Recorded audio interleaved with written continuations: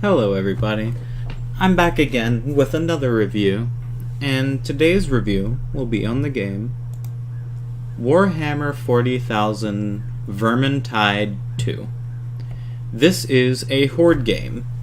It is fairly bloody and gory for a disclaimer, but I do believe that you can change in the video settings the blood and gore stuff. I don't know how well this works, so if you are a person who is not able to deal with blood and gore or are worried at the thought of even any blood and gore in general, you might want to give this game a pass. But other than that, let's get into it from past that disclaimer. So, Vermintide 2 is a horde game. This game is about some survivors fighting against the dark forces of rat people and people corrupted by chaos to try to take back the areas once owned by them that are now being overflowed with the Ratmen faction, and have now been joined by the Chaos people from the first game, which was just rat people. So, in this game, like I said, it is a horde game. It is a fairly dark game, to the sense where there will be like skulls and bones places and stuff like that. Just general like dark-ish decal and kind of like eerie setting. There are five characters in this game. There is Marcus Kruber, a mercenary. There is Barden Gorikson, a ranger veteran dwarf. Carillion, Waystalker, aka like ranger, who is an elf. Who would have saw that coming? Victor Saltspire, a witch hunter captain from the Order. And Sienna, I am not going to pronounce that name just because I know I'm going to botch it. But her name is Sienna, and funny enough, it says Battle Wizard, but pretty sure she's a witch. So, these two have some interesting back and forths between each other, but while we have these 5 characters, each of these 5 characters also have 3 subclasses. The one they start with, and then 2 more that you can unlock through playing and leveling up that character. Kruber starts as a mercenary. He can change into a huntsman, which is more so focused on ranged combat and kind of sitting back with a gun. And then his last one is Foot Knight, which focuses on high defense and being a frontline, and kind of like soaking up damage for your team and keeping everything under control. The dwarf, Barden Gorikson, starts off as a ranger veteran. This is his ranged class. This focuses on taking out priority targets and to sit back and just unload with a bunch of different ranged weapon types. His second one is called Ironbreaker. This is his tankiest variant, to where he becomes a frontline, just like the Foot Knight, to where he will just sit up in the horde of enemies and be like, "Ha, you thought you could damage me." His Ironbreaker is mainly based around tanking and also keeping hordes under control, just like Foot Knight. The final subclass for him is called Slayer, to where he gives up just about all of his defensive capabilities, but becomes a flying ball of limbs and axes. He is completely based off getting in there and doing damage and just becoming a murder ball. His main thing is to be just damage for the group to get rid of main problems, and since he also attacks really fast, can also keep hordes in check.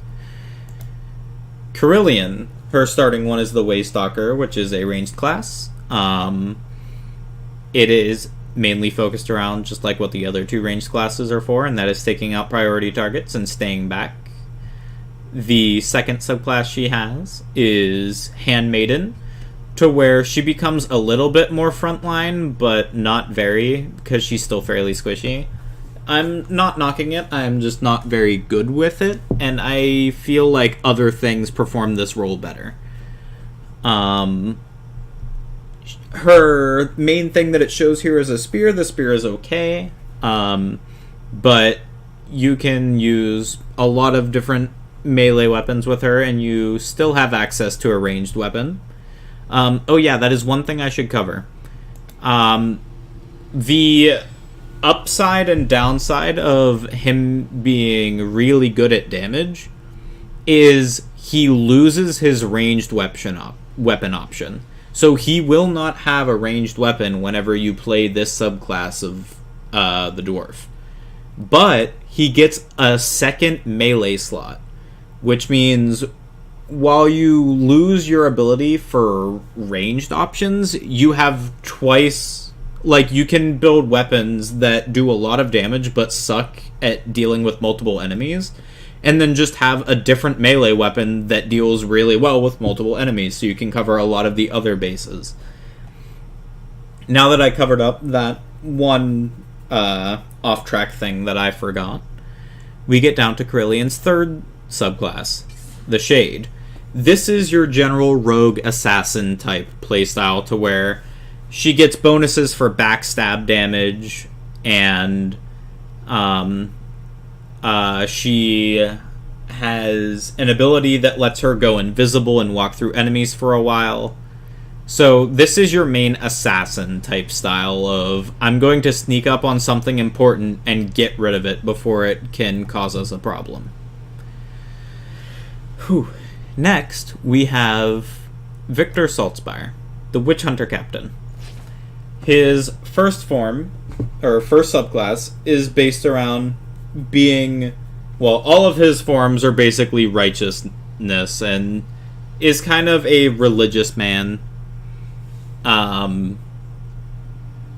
And he is based around somewhat finesse-based weapons, to where he will have a rapier and a pistol, and then a ranged weapon of his choosing, or some other different options like crossbows, or maybe a one-handed axe that he will carry around instead of his rapier. He's interesting. I do not recommend much of his first form, because I feel like other roles will do it better, and I don't really know what role this would particularly fall into. The one thing that's good is one of his abilities will knock down enemies with a yell, and it'll boost everybody's chance to crit by 25% for a set amount of time. So he's kind of like a party buff, but I don't find much use out of it. His second subclass, on the other hand, though, is Bounty Hunter. This is his ranged variant subclass. This is probably one of the best ranged classes in the game because of his abilities that he gets through being this class. He gains guaranteed critical hits with a ranged weapon every set amount of time. I believe it's 10 seconds to start. Yes, it is. And his special ability now, instead of a yell that knocks things down, pulls out a really big gun that fires a piercing shot that does a lot of damage, which is really good for taking down armored targets and just for general high damage whenever you need it. And finally, his tankiest version is the Zealot. This is a tanky hybrid that gets bonus for taking damage. It's a very weird concept, but it works really well for him. One of his abilities that he gets for being a zealot is called Heart of Iron. You resist death upon taking lethal damage.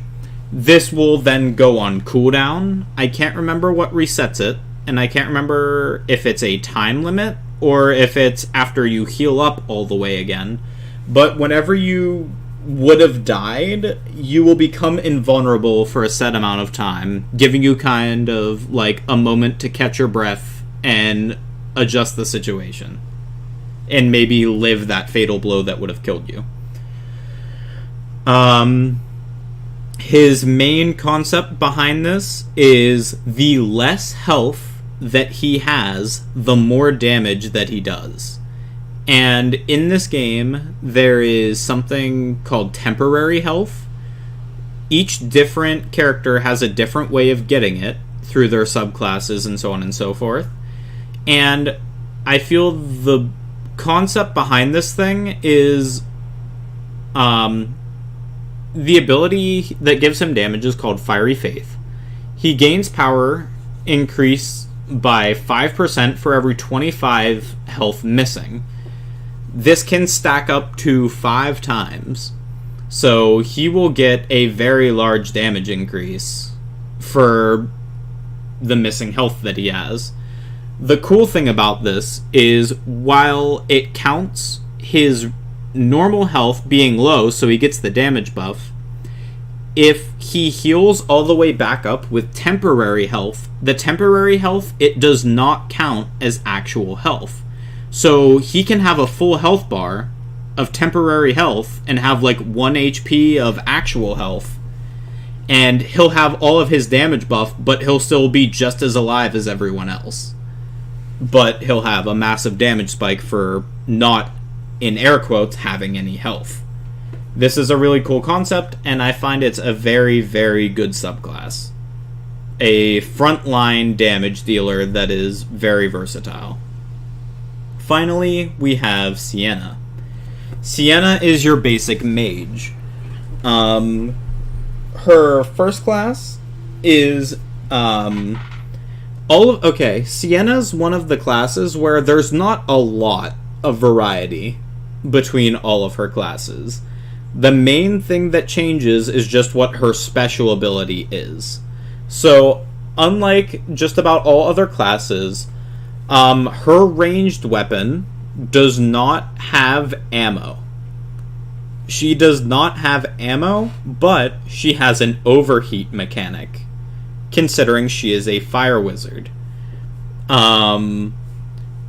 Generally, as you cast spells, or use your ranged weapon as Sienna, you will start to build up overheat, where just the fire is consuming her. If you charge up too much overheat, she will basically explode.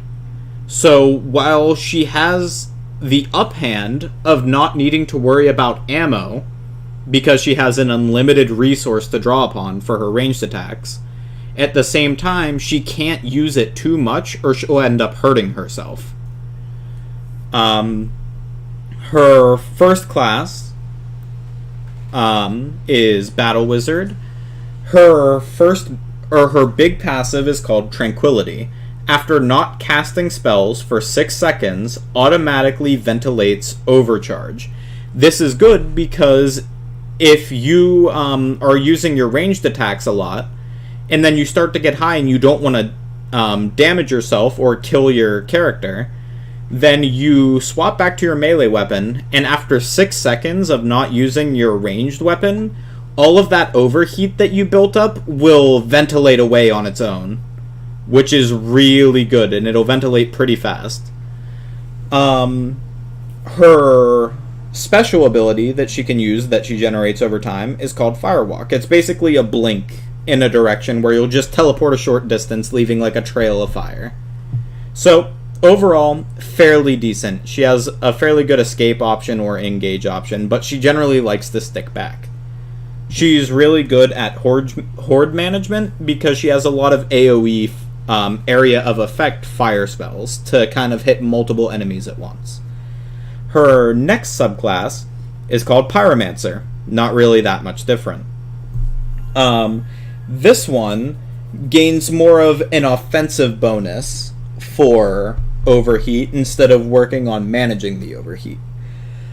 While the same rules apply of her overheat being dangerous, now with this one, instead of having Tranquility to vent it on its own after a set amount of time of not using ranged attacks, she has Critical Mass. Increase critical strike chance based on overcharge level up to 30%. This means the more she casts her spells, the more the overheat goes up, and the higher amount of overheat she has, she gains bonus chance to crit, which is really good. So it's giving you bonus damage for having that overheat. So it's kind of like high risk, high reward of being high overheat and getting a damage bonus, and then kind of like swapping to melee somewhat, and the crit bonus will still survive, like over to your melee weapon. Her special ability now, though, instead of the Firewalk that blinks you in a direction, she gains the Burning Head. Sienna unleashes a fiery projectile that seeks out foes. Basically, you aim at a target and hit the ability button, and it fires a homing fireball that will go and seek it out and then bounce to targets, which is really good for picking one specific thing you want to die, and then it will probably clear out some extras on the way. It's fairly decent for getting rid of priority targets. If you see something dangerous, you basically point at it, and it's mostly dead. So, a slight difference from her first subclass, but still quite versatile. And finally, her third one. This is my favorite. This is her tankiest of the 3 subclasses. This is her melee subclass. Her passive now that is on this subclass compared to Tranquility and the Critical Mass is called Blood Magic. 50% damage taken is transferred to Overcharge. What this means is whenever you get hit by an enemy, half of the damage that you would have taken now is then transferred to the overheat that you would generate with your ranged weapon. This is both very helpful because it makes you take half damage from all sources, but it's also dangerous because, just like with the other 2 subclasses, if you reach the cap on your overheat, your character will die. Now, this is where her special ability comes into play, and it is very important with this subclass. Her special ability on this one is called Living Bomb. Living Bomb lets her expel all of her overcharge that she has in an area around her, basically in an explosion. She blows up but doesn't damage herself, just expelling the heat in an area around her. So it's kind of a get off me button that also gets rid of all your overcharge if you start to get dangerously close to the end. If you don't want to die, you generally keep this as a safety button to get rid of your overcharge just in case. The other thing that she has going for this class is called Unstable Strength. Increases melee power on high overcharge by up to 60%. So she gets a melee damage bonus for having high overcharge. So this is another high risk, high reward thing where you're kind of like managing your overcharge so that you get the damage bonus, but not too much so that you accidentally kill yourself. These are all the character subclasses, and there's a lot of versatility with all of them. Some of them have their specific roles that they're better at than others, but you can do anything with any of the classes, giving versatility to everything. Unfortunately, I am not going to be giving much, or I'm not going to be giving any actual mission gameplay for this game, but that is because I do not want to do any blood and gore for people who may be worried about blood and gore. Just note that it is a horde game, and it is supposed to be a stack of 4 players and or computer-controlled bots that will follow you around, versus hordes of enemies to go finish objectives, changing from map to map. Each different character has a bunch of different weapons, and the main concept of the game is getting used to your weapon chains through either light attacks, these light attack chains, or through heavy attacks, to which you hold down the button and do these charge attacks that do more damage and have different angles. Like with this, it's easier to hit the head because it's a downward swing. There are different items that you can pick up along the way, like potions that increase attack speed. So this will just make you attack faster, which is really good. Strength potion, which makes all of your attacks pierce armor, for if your character isn't very good with dealing with armor. And bombs that you can find that are just helpful. Other than that, it's just your general horde game. It's really fun, and if you are not grossed out by blood and gore, I would definitely recommend giving this a shot. There are some DLC in this game, and it is up to you whether you want to get them or not. In my opinion, the DLC are fun, but I do not recommend getting them as of yet. Like, whenever you first get the game, it may be tempting to get the special version of the game, but the special version does not give you the DLC. It just gives you some cosmetics, so be wary of that.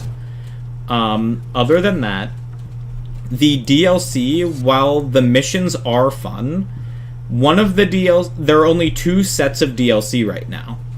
One is Bogenhaven, I think it is, Bogenhafen. I think it's German. But, that has, 2 missions in it, and it's, $10.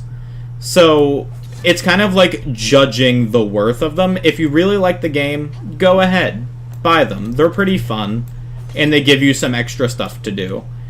And the other one is called Back to Uberschreik, where it takes you back to some of the iconic maps from the first game. This DLC is also $10, but it has 3 missions, and some secrets hidden in those missions. So it's kind of judging, is 3 or 2 missions worth $10 a piece? Not $10 per mission, but $10 for one of the DLC for 2 missions, and $10 for the other for 3 missions. It is up to you. As of right now, I would not recommend you buying them right off the bat, but if you feel like you want to play them and that you would enjoy them and don't mind spending the money, feel free. They're pretty fun. I would say that they're pretty enjoyable. I am just unsure on how worth it they are. But nonetheless, that is about it. If there were any game that I would link this to that I would say that's very similar, is I would say Left 4 Dead. If you played the Left 4 Dead series, it is very similar to that in there is a horde of basically normal enemies that aren't special at all, and you just kind of cleave through them and deal with a bunch of them. And then there are random special enemies that will show up over time that have special things about them. Like a Ratling Gunner in this game. A Ratling Gunner is literally a rat that walks out with a minigun and just starts to shoot at you. He's not too strong, but if they get the jump on you, they are very dangerous. There's a rat with a flamethrower that is also dangerous. And then there are some of the other specials that instead of just dealing damage to you, they also stop you from being able to do things. These 2 or 3 types are called disablers. These are the assassins, pack masters, and the leeches. The assassins will run around, and they are very nimble and hard to hit. And they will jump on you and basically pin you on the ground and repeatedly stab you, and you need a teammate to come save you. The Packmaster is basically a slave rat that walks around with a hook on a stick and pokes you with it and then starts to drag you away, and you, again, need a teammate to save you from it. This is why they're disablers. They stop you from being able to do anything, and you need a teammate to react and help you. The leech will teleport and is a spellcaster and will basically hit you with a projectile that it will then start to drain your life with, and you need a teammate to save you from it sucking your soul. These are three enemy types to be very careful of, for they are very dangerous. Then the other things, aside from special enemy types in this game, are mini-bosses. Mini-bosses will show up randomly in missions, and there are a couple different mini-bosses, but upon defeating a mini-boss with you and your team, they will drop something called a loot die. What this does is it will increase kind of like your chances of getting good rarity gear at the end of the mission. So if you run into a mini-boss, it is definitely worth noting that while you may have to deal with the challenge now, you will be somewhat rewarded later on for it. And some of them are difficult to deal with, but it'll be worth it in the end. Other than that, I feel like that covers all the bases of this game. And if you are into horde games and aren't too worried about blood and gore, definitely give it a shot. It is very fun, and it is a lot more fun with friends. If you have friends, try out this game. It has a lot of really good times with friends whenever you can just pull a group together and have the entire team just be friends. But nonetheless, that doesn't change that there is matchmaking, quick play in this, that will group you up with other random players. So it is very fun, and you don't need friends to play this game, but I do recommend having friends for this game. But that is about it for this game, and I hope that everybody has enjoyed this review. If you enjoyed it, please leave a like, and if you plan on getting it, leave a comment in the description. I would love to see your opinions on this game if you have either already played it or are planning on playing it. And I will see you next time for the next set of reviews. Thank you very much for watching. Goodbye, everyone.